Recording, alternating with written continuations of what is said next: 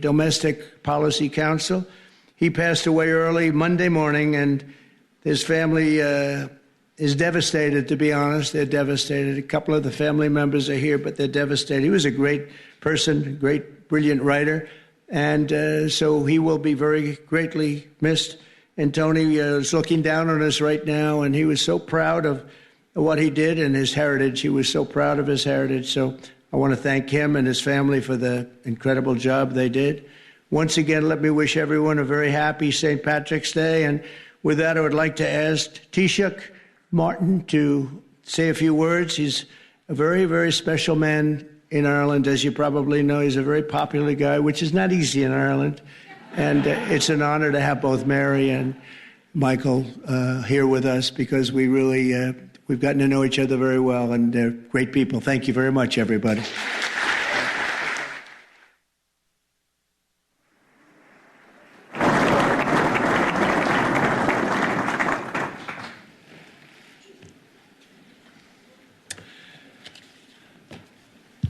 President Trump, distinguished guests, it is a singular honour to represent the people of Ireland as we gather to celebrate St. Patrick's Day. The time-honoured tradition of the Shamrock Bowl ceremony is an important moment to reflect upon the relationship between our two countries. Mr. President, as you said on an earlier St. Patrick's Day, and I quote, "Through trial and triumph, ups and downs, thick and thin, the extraordinary Irish people have stood by America's side, and America will always stand by theirs." Our peoples have stood side by side for a long time. And next year, the United States marks the 250th anniversary of the Declaration of Independence. Of the 56 signatories of that historic document, 3 were born on the island of Ireland, and many others were of Irish descent. Since then, Irish America has been at the heart of shaping this great nation.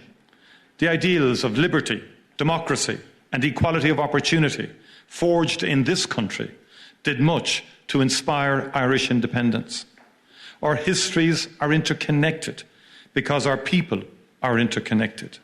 Today, as the President has said, more than 30 million people claim Irish ancestry in the United States. Those who came to America seeking refuge from poverty and hunger at home worked hard. They helped build the railroads that connected this country and the skylines that defined it. Others served their communities and their adopted home as firefighters, teachers, nurses, doctors, policemen, and soldiers. Irish people can now be found in almost every industry and community across the United States. Mr. President, Irish Americans have lived the American dream.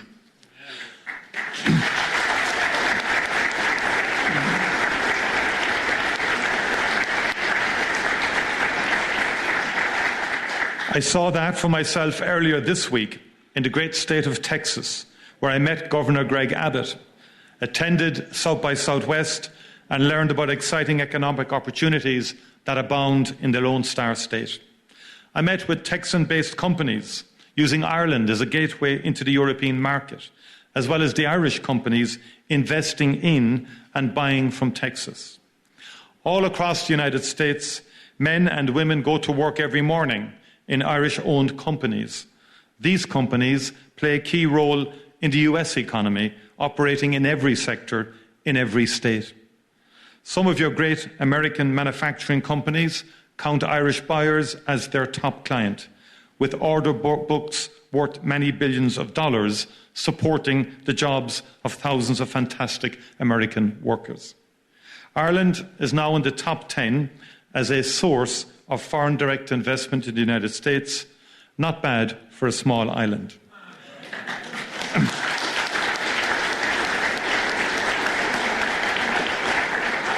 Ireland likes to trade with the United States, and the United States likes to do business with Ireland because we are strong and reliable partners. Mr. President, let's do even more and better together. In the past, Irish labourers came to help build the new republic, the beacon on the hill. They even built this beautiful White House. They built the roads and the railroads that made this mighty union possible. Today, Irish companies are building the infrastructure connecting the United States in the 21st century. Throughout our great shared history, Ireland has played a role in bringing America closer. In doing so, we've been proud to help make this country great. Mr. President, American companies continue to invest in Ireland, where our access to the European market, talented workforce, and consistent and stable business environment makes us one of the best places in the world to do business. And just like our peoples and cultures, our economies are deeply interconnected. Investment in Ireland helps American companies sell their products across the world. Our island is home to a people with an outward perspective, generations of whom have looked to the United States for opportunity and inspiration. We've built prosperity through free and fair trade with partners all over the world, and particularly here in these United States. Let us continue to build on that foundation, bringing ever-growing prosperity to both our great peoples. Let us continue to work together to make sure that we maintain that mutually beneficial two-way economic relationship that has allowed innovation and creativity and prosperity to thrive. Mr. President, on St. Patrick's Day in 1981, in this House, President Ronald Reagan spoke of a just and peaceful solution to the conflict in Northern Ireland. And that was the start of an extraordinary journey. 17 years later, after enormous effort and commitment and dialogue and disagreement and sheer perseverance, we signed the Good Friday Agreement. We signed a just and lasting peace into being. And the United States of America was at the very center of that magical moment of hope and inspiration. Successive presidents, Republican and Democrat, cared enough to put in the late nights, the persuading, the cajoling, the negotiating, the encouraging, the influencing. And Mr. President, 3,720 people were killed in that conflict, and close to 50,000 people were injured. In per capita terms, that's many millions of Americans. And just imagine that for a moment in terms of the scale of what happened. It was the support of the United States of America that was essential in bringing that to an end. One of the greatest achievements of American foreign policy, with heartfelt commitment from both sides of the aisle. The story of peace in Ireland is one that we wrote together. We know building peace is a difficult and painstaking task, but when the mighty United States of America puts its shoulder to the wheel, there is no mountain it cannot move.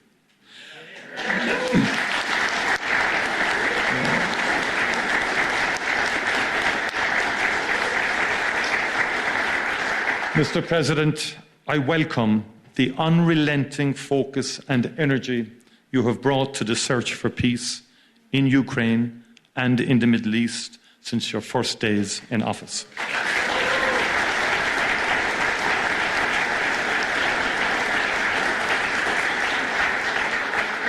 In my view, there is nothing more noble, President, than the pursuit of peace, and this is what you are doing.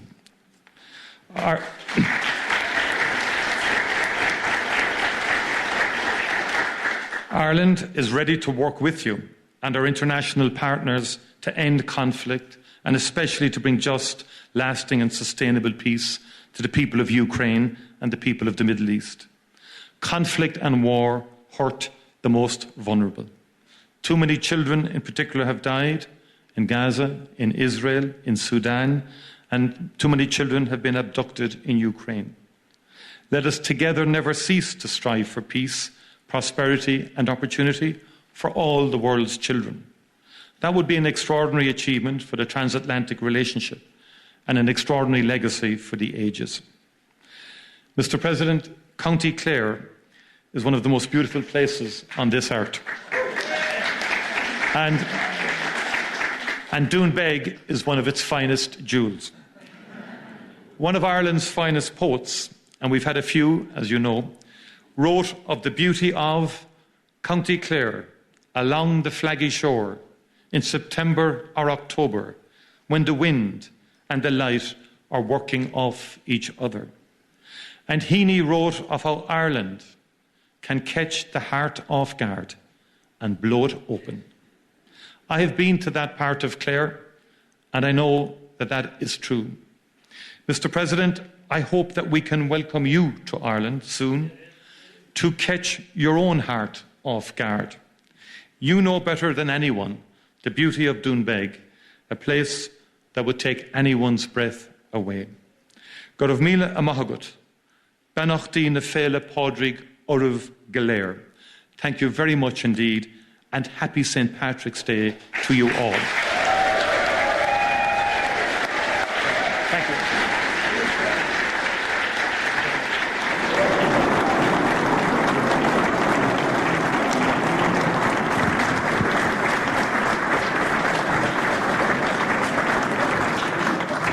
Time-honoured tradition, I'm going to present a bowl of shamrock to President Trump.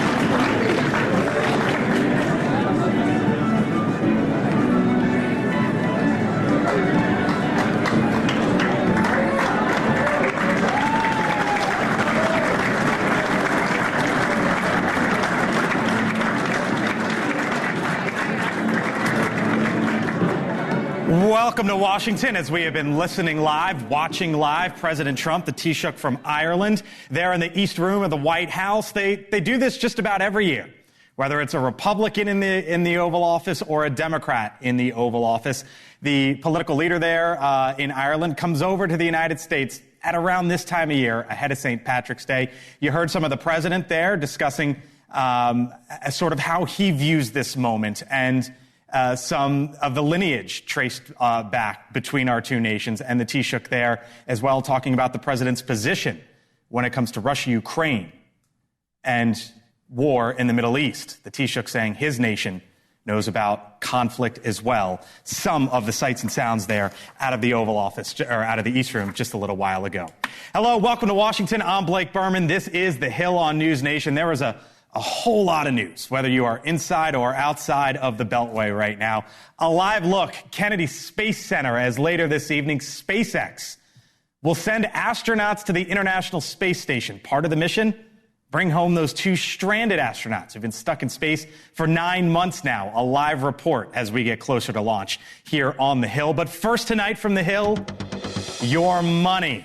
We learned today that inflation cooled. A better than expected dip after 4 months of rising costs. The White House today taking a victory lap while the president tried to explain his tariff policy, which is seemingly on again, off again. It's called flexibility. It's not called inconsistency. It's called flexibility. And I think you want me to be flexible, too. But tonight, the European Union and Canada are striking back with retaliatory tariffs of their own. We begin tonight here on The Hill with our Kelly Meyer, live at the White House once again. Kelly, there was a little bit of relief today, I think is one way you could probably describe it. You saw the president there moments ago, but in the midst of all the tariffs, in the midst of that massive market sell-off here over the last handful of days, the White House got a little bit of good news today.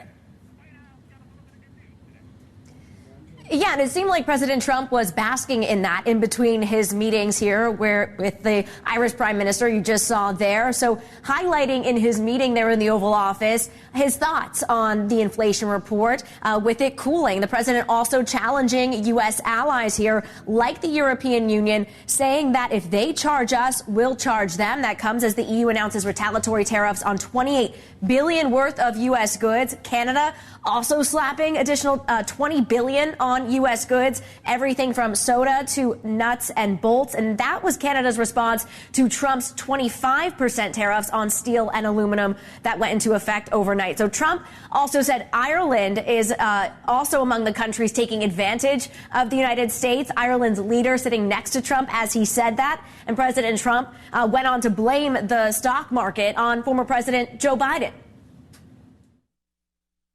I think a lot of the stock market going down was because of a really bad 4 years that we had. When you look at inflation and all of the other problems, wars and inflation and so many other problems. And a question I've been wondering, Blake, is when it comes to, President Trump's problem that he mentioned there with the stock market, when it becomes his problem and not former President Joe Biden's. I asked that of the White House press secretary, Caroline Leavitt, earlier today, and here's what she had to say.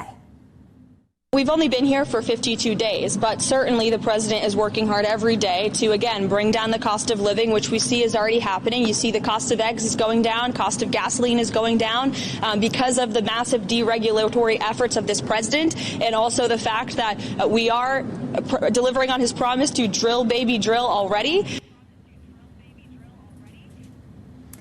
But still criticism. Some Democrats, like Senator Elizabeth Warren, saying inflation is still too slow, and Democratic House leader Hakeem Jeffries saying that costs aren't going down. So some criticism there. And then also watching for the next inflation report because of the impact of this trade war and also those layoffs that are happening in the federal government. Blake. Our Kelly Meyer, live tonight at the White House. Kelly, thank you. The White House also watching the other end of Pennsylvania Avenue and what Democrats might do next. A live look, Capitol Hill, where the Senate Minority Leader Chuck Schumer says that Democrats have the votes to block the spending bill that was sent to them by the House. At issue, do Democrats want to potentially teeter with a government shutdown? Or if they support the bill, do they want to hand President Trump a win as he slashes government jobs? Senator John Fetterman says he doesn't want to shut down at this moment in time. That will absolutely punish millions of Americans. And if we do no and vote to close it, to claim that to protect the government, again, that's, I've described it. It's like, burning down the village to save it. Our Joe Khalil joins me here now with how all of this is playing out. This is a really interesting dynamic because Republicans run Washington. Mm-hmm.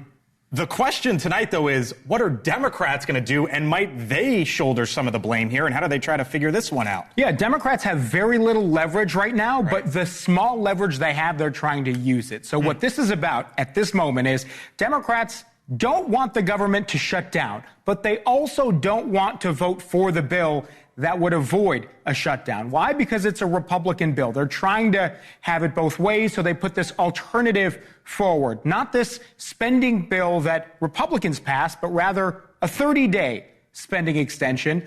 And Republicans are saying, no, you got one option. Vote for this bill, this Republican bill that the House passed yesterday. Okay. It avoids a shutdown, keeps spending where it is, or vote to shut it down. And I asked Senator Andy Camp, a Democrat, what happens if Republicans just say, no, we're going to jam you on this? This is what he told me. And if Republican leadership says to you, sorry, the CR is what it is, take it or leave it. Then that's on them then, in terms of what actions. If they don't want to engage in the bipartisan negotiation, then, they're the ones that are walking away. So, Blake, the bottom line is a shutdown is technically still on the table. Okay. And that should be worrying. As it always is in Washington, kind of, sort of. As it always is. So right. Friday night is this deadline. We'll see what happens in the next 12 hours. But we're keeping an eye on it. Okay.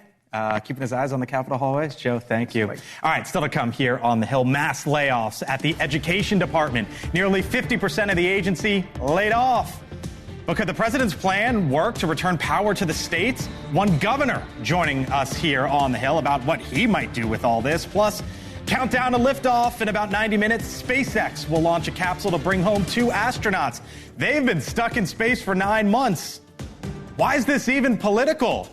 We're live from Kennedy Space Center, and was it an Irish goodbye? The actress Rosie O'Donnell says she left the U.S. for Ireland because of the president.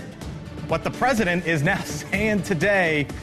Welcome to Washington. My goodness, there is a story and headline for just about everything. This is the center of politics. I'm Blake Berman. We're back and forth. Become depressed, have sudden behavior or mood changes, or suicidal thoughts. Don't take Ingrezza if allergic. Serious side effects may include allergic reactions like sudden, potentially fatal swelling and hives, sleepiness, the most common side effect, and heart rhythm problems. Know how Ingrezza affects you before operating a car or dangerous machinery. Report fever, stiff muscles, or problems thinking, as these might be life-threatening. Shaking, stiffness, drooling, and trouble with moving or balance may occur. Take control by asking your doctor about Ingrezza. NewsNation and TheHill.com, the country's #1 digital source for political news from Washington, together to bring you the latest insight on the events shaping politics today. No funny business polls, only the good stuff. NewsNation Politics, powered by The Hill. We want education to be moved back where the states run education, where the parents of the children will be running education, where governors that are doing a very good job will be running education. That right there, of course, President Trump explaining today why the Department of Education is slashing basically half its workforce, roughly 1,300 employees, as the agency begins laying off workers. The department's offices closed today for security reasons, we are told. They will reopen, though, tomorrow. Now, this is just the first step toward the president's goal of totally dismantling the agency. So how will the states tackle education once it returns to their control? Back with me now, here on the Hill, the Democratic governor from the state of Hawaii, Josh Green, with us once again. Governor, thanks for being with us tonight. Thank you. So it's kind of interesting because I essentially just heard the Republican president basically say, give it to the states. The governors are doing a great job. You're a Democratic governor. So that's a Republican president saying, yeah, let the Democrat Governor Green in Hawaii handle Hawaii. Do you object to that? No, I'll take it. You know, I spent time with the president a couple of weeks ago with all the other governors. If that money flows to we governors, we'll make good use of it. Just for perspective, for those watching, 11% right now of my entire budget on education is from the federal government. I need those, I need those dollars for like special education, for kids with autism, for so many needs, for meals in our schools. So if the dollars flow to us and we get rid of some bureaucracy, I think governors will welcome the resource. So we have to be a little careful because it's a big department. So why, the teachers unions, I'm sure you've heard from many in your party who are just, obviously when they hear dismantle the Department of Education, they're against that. But I just heard you say, yeah, okay, some form of it, I'm good with it. What would you say to those in your own party who are just against this full stop? Well, right now there's, a lot of concern that the changes are too quick and we don't like to see anyone lose jobs. I mean, I'm also doing another thing, which I didn't get to say in the first part of my answer, which is we're hiring people. We're doing a huge hiring boom in our state to hire the federal workers or workers in Hawaii that are otherwise losing their jobs. And so that buffers some of the pain. Again, I want good education standards. We know that we can apply excellent standards, probably more specific to our own culture here. So that's why I can support these kind of changes. I don't want to see anyone lose services, but we will immediately take the dollars if they pass them over to us to hire people in education. That's the caveat. Is the reality that change and help is needed? Because I was looking at Hawaii's education ranking, 32nd in pre-K through 12th, according to U.S. News and World Report. Over the last decade, math scores have gone down by about 4%. Reading scores basically flat, slightly down, while the cost per pupil has gone up about $8,000. Why has that happened? And who needs to be held accountable for that? Well, Hawaii is pretty unique. One thing that I'm sure very few of the audience know about is we have a thing called the Compact Free States, which is we have an agreement with most of Polynesia because of the nuclear tests that went on through the Pacific to take in any immigrants legally. They have to come to us, almost all come to Hawaii, and they have some challenges. A lot of people don't speak English when they first come to Hawaii. We bear hundreds of millions of dollars of that burden, but historically, the federal government hasn't paid us for the services we give, and we're a small state. So those statistics are, I wouldn't expect people to know this, but they're very skewed because of that, because we will take everyone out of their own health needs and safety. So that's a big part of it.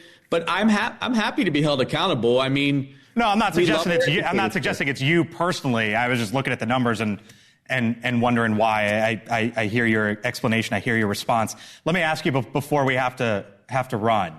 As you mentioned that you're hiring government workers or hoping to hire government workers. There's a debate here in Washington among your party, Democratic senators. Do they go along with the House spending bill and sort of hand Trump a victory? Or do they try to push back and maybe teeter on the brink of a government shutdown? If you were Senator Green, what would you do? Or I guess maybe a more fair question is, as Governor Green, what would you tell Democrats in this town? I would make sure that they get a fair compromise as we go forward with the budget, that they get resources that will help all of the states. You know, that's as a governor, something I care about. And I would also say there has to be some kind of balance in these decisions. So we can't just hand over a decision and then let the next 9 months proceed where there's lots of deep cuts without an understanding of how we're going to make up the services and care for people. It's very nuanced. I was a senator here in my state. State Senate's different than the federal Senate. But the truth is we have to come together, and I'm going to be very focused on healing our country from my little state's perspective. And maybe we can show the world a little bit of what we do, because a lot of things we do are exceptional. So if you give me and the other governors money, as the president has said repeatedly that he believes in governors, we're going to make very good use of it and show return on investment. I shared the idea with him, and I'll stop here. ROI, return on investment, may be the new DEI for the administration, but let us as governors show that ROI for our people, and I think everyone will be happy. Interesting. Fascinating. Josh Green is the governor out there in Hawaii. I would say have a good evening, but have a great rest of the day. Still early out there. Thank you, sir. Appreciate it. Thank you. You got it. All right, 6:30 here in our nation's capital. Live look at the White House right now, where tonight the Trump administration is waiting for Russia's response to the 30-day ceasefire potential deal with Ukraine. President Trump asked about a possible call with Vladimir Putin. We haven't spoken to him yet with substance, because we just found out and we just were able to get Ukraine to agree. So we're going to know very soon. I've gotten some positive messages, but a positive message means nothing. This is a very serious situation. This is a situation that could lead to World War III. The White House's Middle East special envoy, Steve Witkoff, is expected to travel to Russia later this week. Well, the Environmental Protection Agency is revoking the Biden-era rules on power plants, climate, and electric vehicles. The head of the EPA, Lee Zeldin, saying the move will, in part, quote, unleash energy dominance, lower costs for Americans, strengthen the U.S. auto industry, and protect our environment. The EPA says these actions will roll back trillions of dollars in regulatory costs for U.S. families. A big night, a big election, rather, last night for the territory that the president wants to have control of. Greenland's opposition party, earning the most votes in the nation's parliamentary elections in an upset victory. Their leader reaffirming, from their view, that Greenland is not for sale. And the comedian and actress Rosie O'Donnell doing a bit of an Irish goodbye, I guess you could say, by moving out of the U.S. to Ireland. O'Donnell announcing this week that she left the country in January before the president's inauguration. The news of her departure comes as Ireland's Prime Minister, the Taoiseach, visited the White House today. A reporter asked why he would allow Rosie O'Donnell to move to the country. This was some of the back and forth. That's true. Thank you. I like that question. Do you know you have Rosie O'Donnell? Do you know who she is? Do you know who she is? Yeah. You're better off not knowing. Rosie O'Donnell says she will not return until it's, quote, safe for all citizens to have equal rights. She's also in the process of applying for Irish citizenship. Well, today, President Trump doubling down on tariffs and challenging key U.S. allies in the Oval Office amid concerns that tariffs could tip the U.S., possibly, into a recession. The United States of America is going to take back a lot of what was stolen from it by other countries and by, frankly, incompetent U.S. leadership. Now, the 25% tariffs on all steel and aluminum imports coming into the U.S. go into effect today, sparking immediate retaliation. The European Union announcing $28 billion in tariffs will be placed on U.S. goods starting next month. Joining me now, the Republican congressman from the state of Pennsylvania, back with us here on the Hill once again, Scott Perry. Congressman Perry, great to see you as always. It's great to see you as well. Thank you. So I was going through some of what you had said in the past because I'm looking at your district, your Mechanicsburg, Harrisburg, York, and I thought to myself, wow, there's a lot of steel and aluminum plants there.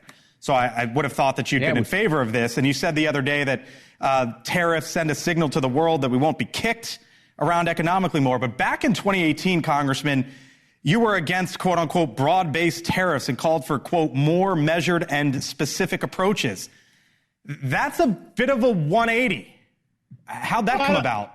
No, I don't know if it's a 180. Look, I still think that that we got to be specific about it. But at the same time, you got to understand, many of the people or the countries that people think are our allies have been foisting tariffs on us for years and years and years, for decades. And they're not small tariffs. They can be over 100, 200%. These are our allies. With friends like that, who needs enemies? I mean, look, I represent a great place called Bethlehem Steel in Steelton, Pennsylvania. And unfortunately, it's a hollowed out shell of its former self because our manufacturing, including steel productions, this has moved overseas. This is the steel production that built things like the Empire State Building and the Golden Gate Bridge. The Pennsylvania is riddled with these old factory plants that are now shuttered because our foreign policy and our domestic policy has forced these industries overseas.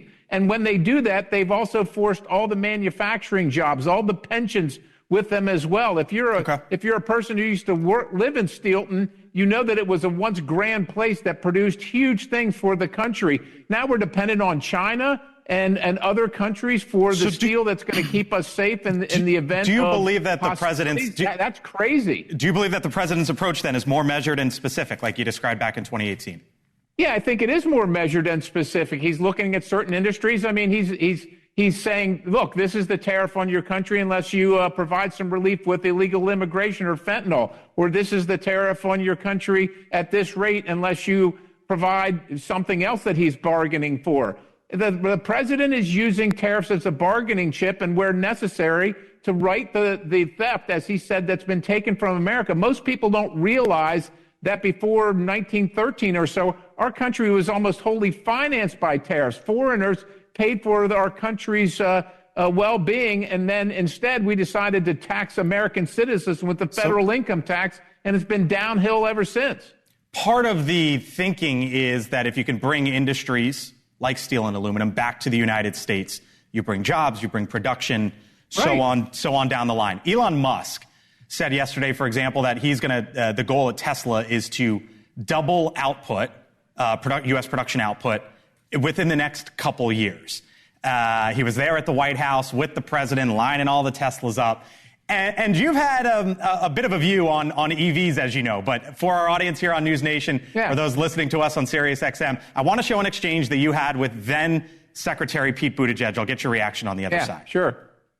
We should not allow China to build on the advantage that they developed during the Trump administration, not because they're environmentalists, but because they understand the economic power of trying to dominate the EV market. We want those EVs to be made in America, and increasingly they are. I'm happy to have them made in America, Mr. Secretary. What I'm not happy about is the mandate. The American people should be able to buy. That brings me to the fourth and final thing that I need to challenge as being factually inaccurate, which there is no mandate.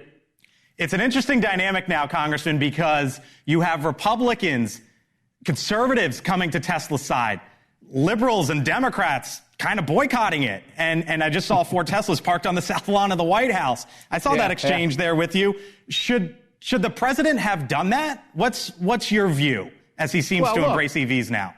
What's fascinating, among other things, is that Buttigieg says there was no mandate, yet we just had the president and the secretary of the director of the EPA and the EV mandate. So, which one, Buttigieg obviously was telling tall tales there. That having been said, I don't think anybody's necessarily in America is against EVs. Remember, 3 years ago, Elon Musk was a darling of the left. They loved him because he was making electric cars and they were being forced on American citizens.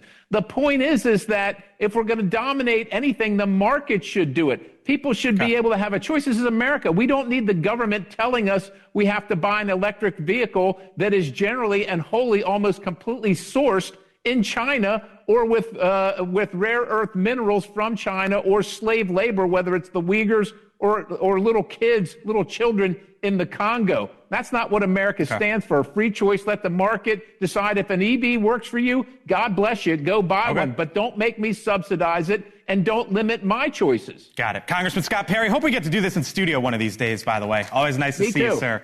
Me too. Come on in. We'll catch you next time. All right. Still to come here on the Hill. Set for liftoff.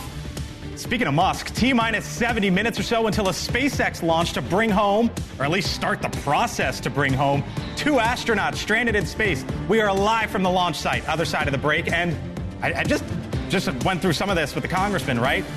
What's going on with Tesla? I'm going to explain to you why all the back and forth with Tesla and with Musk, what's happening there, why maybe you should focus on another company instead. Stay with us. You're watching The Hill.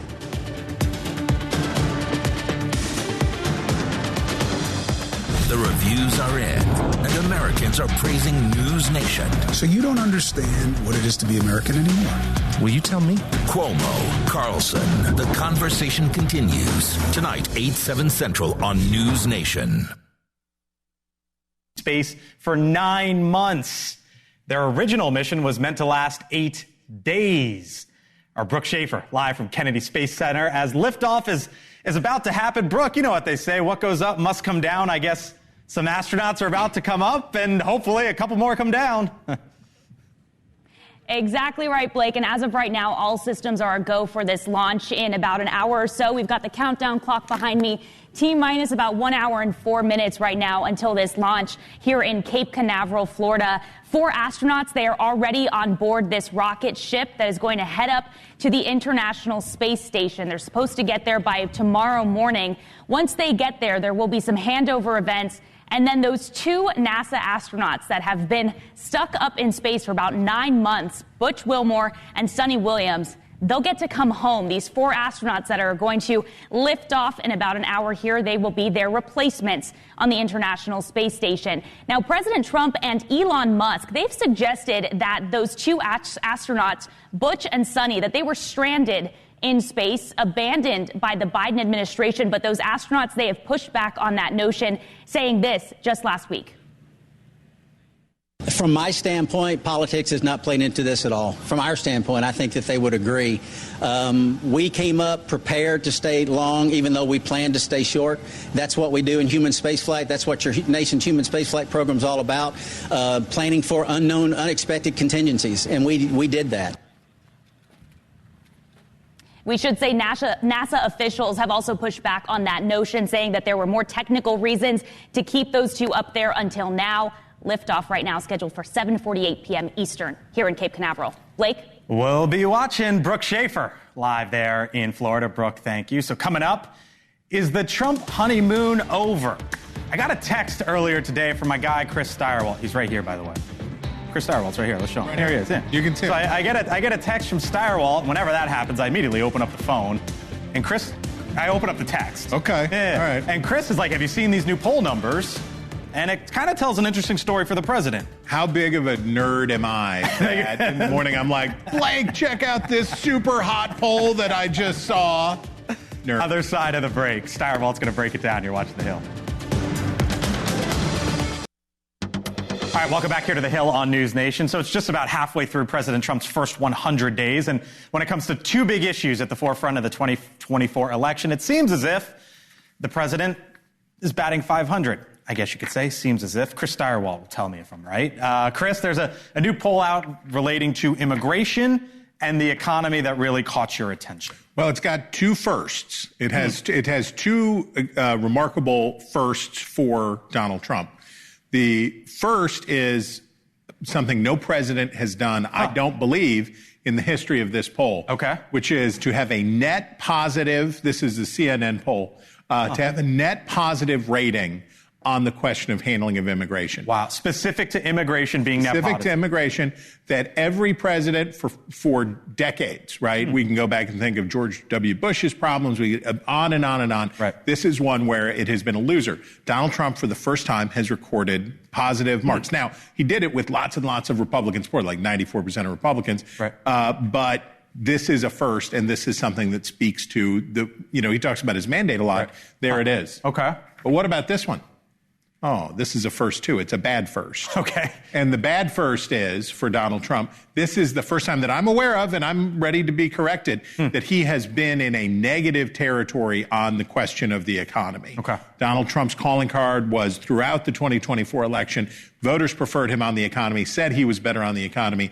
Now he's underwater on that question. So it's the duality of the first half of the first 100 days. Kind of remarkable, a first on two very big issues. Yeah. So we'll see where it goes from here halfway through the first 100. And if folks ain't happy on this one, it doesn't matter what else they're happy or unhappy about. That's the one. That's the pocketbook stuff. All right. So the president, by the way, meeting today with the Irish Prime Minister, the Taoiseach, and unloaded on the EU when it came to tariffs.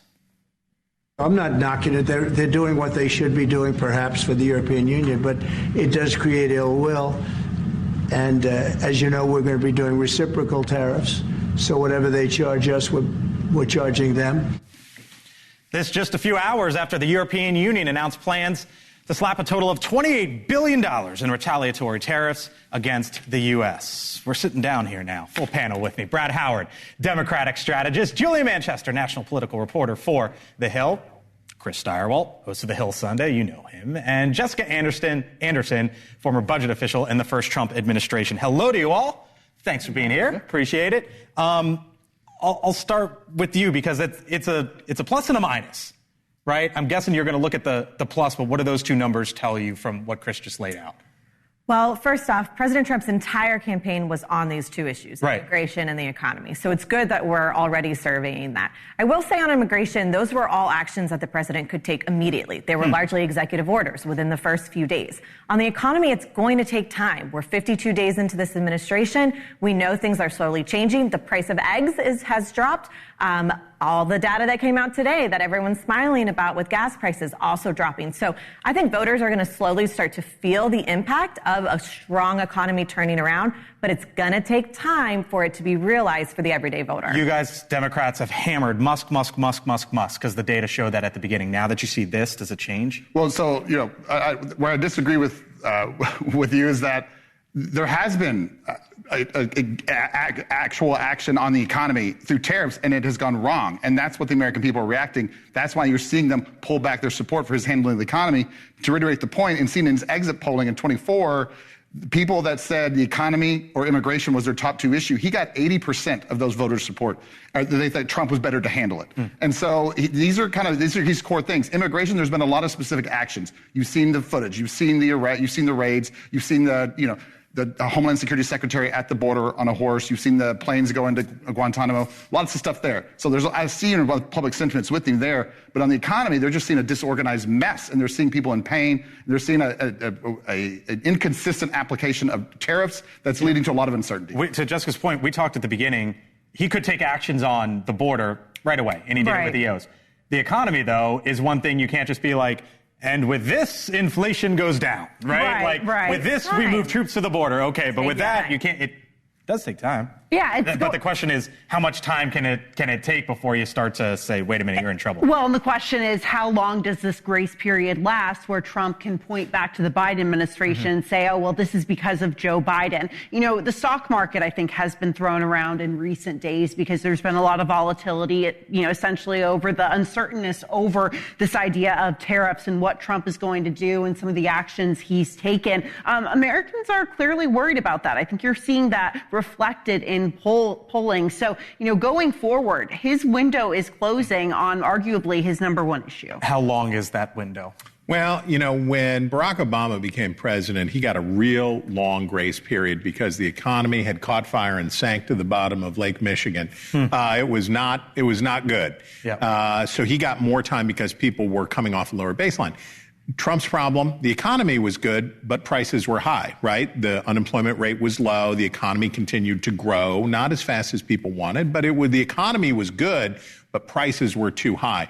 Trump is saying we're going to have some temporary pain for long-term rebalancing.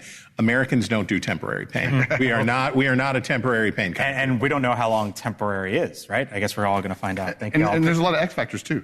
Yeah, indeed. With Trump, you could say that every show. No, but I'm saying we'll see what happens. Other European actors, how they respond too is a big part of this conversation. Thank you all. Appreciate it. Elizabeth Vargas reports coming up next here on News Nation. The countdown officially on to that golden hour astronaut launch down there at the Cape. You can watch the drama unfold 7 o'clock Eastern right here on News Nation. All right, so all of a sudden, Tesla, it's political. You've got conservatives supporting the green energy company, liberals with buyer's remorse, and company facilities and vehicles being vandalized as Elon Musk is now President Trump's right-hand man.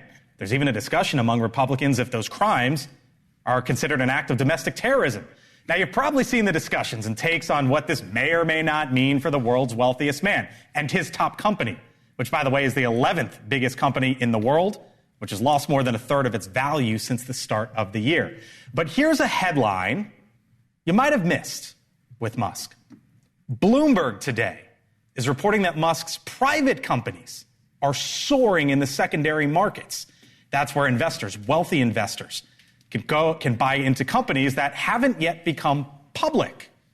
And a live look right now at Kennedy Space Center as SpaceX is about to send astronauts to the International Space Station and in the process try to save other astronauts as well, bringing 2 home who have been stuck there for 9 months. Now, according to Bloomberg, SpaceX shares have soared by 53% since the election. SpaceX is now believed to be valued at some $350 billion. Now, you may love or hate Musk. Maybe you're one of those rebels these days and you just feel entirely indifferent about him. But that article is a reminder that while Tesla gets the top billing, including now in political talks, when you look ahead to the future, SpaceX is the one that you probably want to keep your eye on. And that's my take for tonight. We thank you for watching us here on The Hill. We'll be back tomorrow, 6 o'clock Eastern. It's a Friday, but we'll see what Democrats do tomorrow. Until then, Elizabeth starts now.